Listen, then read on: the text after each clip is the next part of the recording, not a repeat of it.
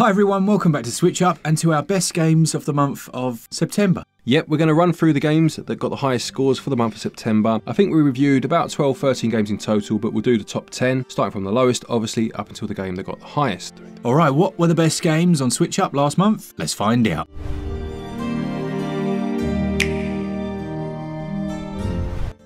This episode was sponsored by Funstock and their two physical releases this week, those being Vampire the Masquerade, the New York bundle, and Lord Winklebottom Investigates. It is indeed. So let's start with Vampire the Masquerade. These games are of course based on a tabletop RPG, and these are more visual novels where you kind of have to find your way in this new society that you've become accustomed to, having been turned into a vampire. In the first game you get to choose one of the three factions, while in the second it follows a more linear and curated storyline. Both games come on the cartridge, and there is a standard edition available as well as a collector's edition, which comes with a USB stick that has the soundtrack on it, and it also comes with an art book. Over to Lord Winklebottom then. This is an anthropomorphic point-and-click adventure featuring a fully narrated cast set in the 1920s. You need to join Lord Winklebottom and his steadfast companion Dr. Frumple as they investigate the murder of their old friend. There are dozens of puzzles to solve and unique 2D hand-painted artwork, and again we'll have full details of the games in their physical form in the description and the top pinned comment, with a link to Funstock's website. Thanks once again to Funstock for sponsoring this episode. In number 10 then we have Horizon Chase 2. Yeah, now this is obviously a sequel to Horizon Chase Turbo, a game I really enjoyed when it came out a few years back. And this one, in terms of its core gameplay, is very similar, to be fair, and because of that it's incredibly fun. It does the gameplay part of it very, very well. What did let it down slightly is a couple of odd choices. First of all, you needed to have an Epic Games account to play the game online at all, which wasn't the greatest choice in my opinion, and there's also a few drops in frame rate that do affect the gameplay to a degree. Yeah, it's one of those, isn't it, where 60 FPS all the time or 30 FPS locked out. I mean 60 preferably, but it didn't have that, and those drops do affect that gameplay, don't they? Yeah, for sure. It's a shame because it uses a low poly style, as did the first game to be fair, but it almost feels like a generational jump in terms of the graphics. They've obviously gone for that next generation in terms of what the first game looked like, but it just, those frame drops let it down. It's still got a respectable score though of 75%. Okay, in joint 8th position then, we've got Rune Factory 3, the special edition, which feels to me, Glenn, like once you've seen one these days, you've seen them all.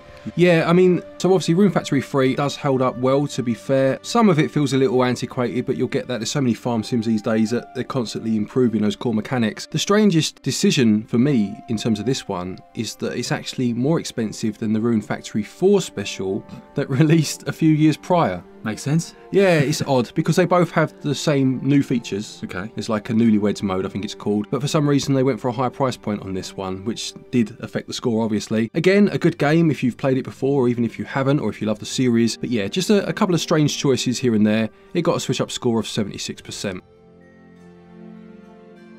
The joint 8th game then was Days of Doom, which comes from Atari. I think it was published by Atari. And it's very much like the game that we enjoyed, Death Road to Canada. Oh, nice. Yeah, yeah. So it's very much like that, then almost mashed up with something like Plants vs Zombies. You have these tactical turn-based battles, and I say Plants vs Zombies more from the aesthetic, you know, and I mean old school as well. I don't mean like the modern like first-person shooters or third-person. Ashley did the review for this one for us, but he very much enjoyed it. There were a couple of little quirks and glitches, but overall the package was nice, the visual was solid, and it also got 76%. So in 7th place for the month then, another farm sim, funny enough, this was Fae Farm. Yeah, I reviewed Fae Farm on the Switch. I actually did a massive preview of it long before it came out, so I felt like I'd already reviewed it once, you know, before. The final build didn't build quite as much on some of the aspects that I would have liked. Yeah. They had some good things like breeding of the animals and the building of the farm. The actual world itself, the loop does get a little repetitive of going, I mean, it kind of goes without saying, doesn't it? But going out into these mines, getting to a further level, and the mines themselves are also quite samey, I've got to be honest. That's why we're not looking at a score in like the 80s or the 90s, because they didn't manage to quite perfect the loop, if you know what I mean. That's fair enough, yeah, yeah. This one then, with that in mind, got 78%.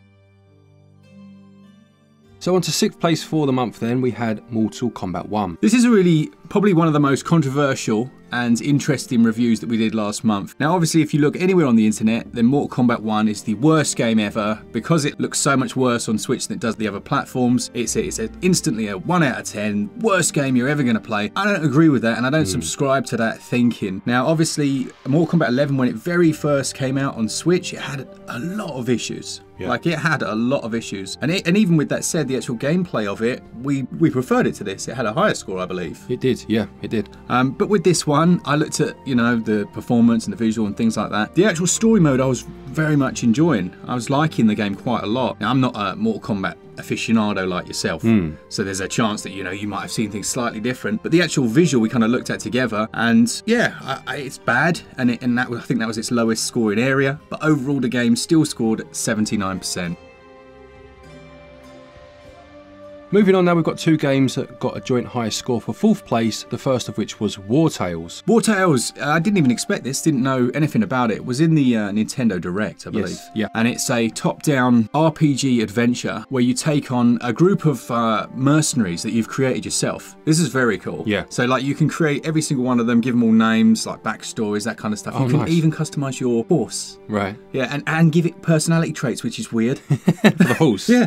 Okay. So our horse, much to the amusement of my daughter, was like a quirky, depressed warhorse or something, which we had a right laugh with. The battles themselves, like tactical turn-based again. There's a lot of turn-based games at the moment, actually. There seem to be, yeah. Yeah, there's you're loads not wrong. of them. Yeah. But very quick, realistic. You know, that double-handed axe is doing instant damage. Someone's crumpling and dying. Quite gory, but really open world. Very weirdly reminds me of Baldur's Gate 3, which I've been playing in that regard, which is probably one of the biggest compliments I can pay. Yeah, for sure. And yeah, check out the review. It's in our Buy or Avoid series. Overall, I gave that one a score of 81%.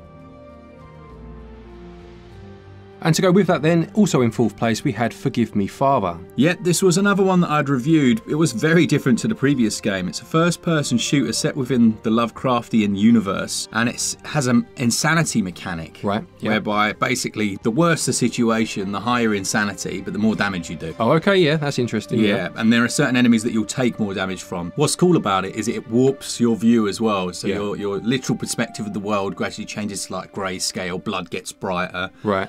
Certain aspects get darker, so it gets a bit more scary, and the audio changes, so you'll hear like whispers and stuff. Right, yeah. It's really good. Really enjoyed the game, and the aesthetic I thought was brilliant. There's a little controversy with this one because there are certain visual effects which I think some people have seen as glitches, but I think they're intentional. Right. So there's this shallow depth of field that happens on your weapons at times, and I think people have seen that as texture loading in slowly. I actually think that's intentional. Right. But I could be wrong. And for that reason, yeah, I didn't really see that as a negative, especially with the insanity mechanics. Yeah, I mean, it's interesting with Lovecraft or anything obviously inspired by Lovecraft, because for me, Lovecraft's at its best when the horror is incredibly subtle, whereas I'm assuming this is shotguns and the like.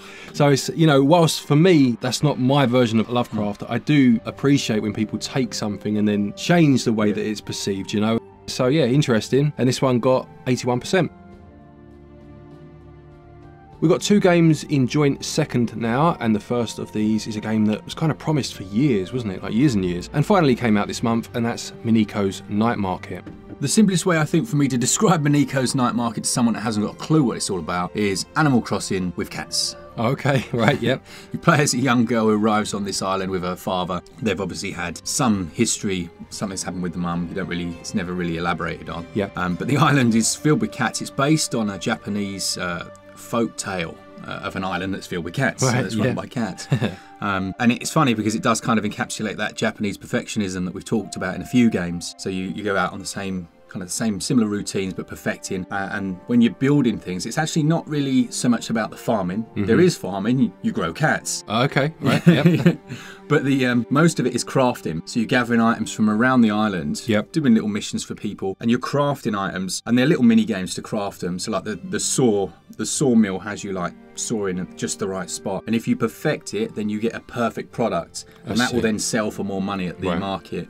The market happens every Saturday, and you go out to the market, you got your little stall, you choose your items to go out there, and then customers come across, and you're like bartering with them. You're like, here you go, higher price, and they're like, oh no, not happy with that. You know, just trying to haggle and get it just right. Right. It's very addictive. Yeah, different to what I was expecting, I must say. Same. And at the end of the market, there's like a little game that happens. Like I don't know, like it might be a race or it might be a play. Okay. The play's cool because it like tells more lore. Yep. Without being like boring. Yeah. Because you've got to take part. You'll be like you'll have a role. Like one you've got to go down the river and stuff. It's brilliant. It's good. I think it's really good. Yeah, but the problem is and was load times, man. Yeah. When you're doing repetitive loops and it's that long, it's like, nah, I can't be dealing with that. That's the bane of a few games' life, isn't it, to be fair? Well, second place, as I said, and this one got 84%.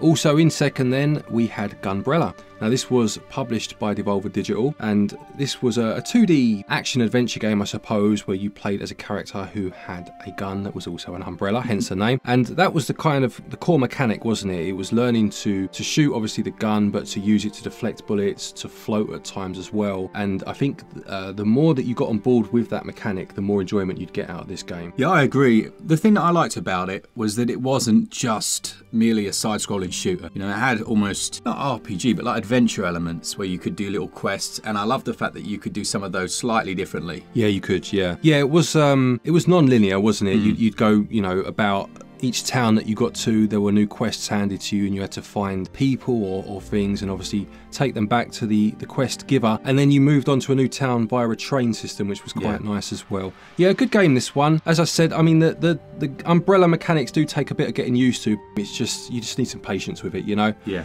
This got, obviously, same as before, 84%.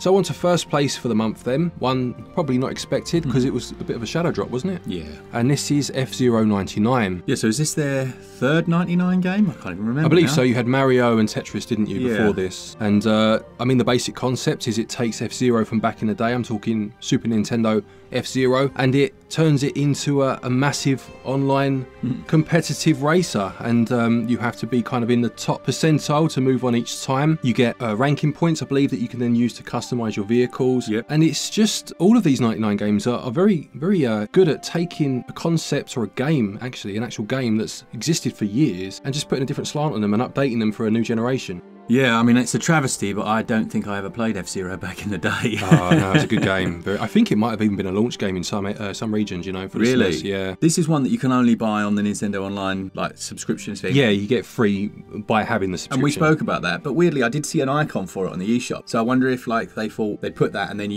when you click on it, maybe it takes you to the subscription rather than the purchase of it. Yeah, maybe. Yeah, we did speak about that in the review, you are right, and in this particular case I don't see it as an issue. I don't think like they're hiding anything, a single player campaign behind, you know, you need multiplayer to play this single player game. It's a multiplayer game. Without the service, it's going to be useless to you anyway. So I think it's fair enough, and the fact that it is free is a big plus. I think your mileage will vary depending on how competitive you are, I guess, and obviously it does have the promise of updates to come. Yeah. And I think it will be a much better package in the future, but what's already here is fantastic fun, and it got a SwitchUp score of 91%. Lovely. So let us know in the comments. There's always a couple of games that we can't review. Like, there's only 2 of us. People always saying in the reviews that we do, how do you do this many reviews, you know? And trust me, it takes a lot of time. Yeah, for sure. So yeah, let me know in the comments. Let us know your favourites and what you've been playing. And as always, if you want to save yourself 10%, that has been renewed for the month of October. Wow, we're getting towards Christmas, aren't we? It's crazy, isn't it? That is. Use code SwitchUp over at switchup.gg. You get 5% off instantly. Have 5% back in coins. You do indeed. There's also a link down there to Play Asia. If you're looking to import any games, use the link, use the code STATED, and you'll get yourself 5% off of your order from there too. A quick thank you to our patrons and our channel members for your continued support, and to each and every one of you for watching our videos. Take care, and until next time, happy gaming.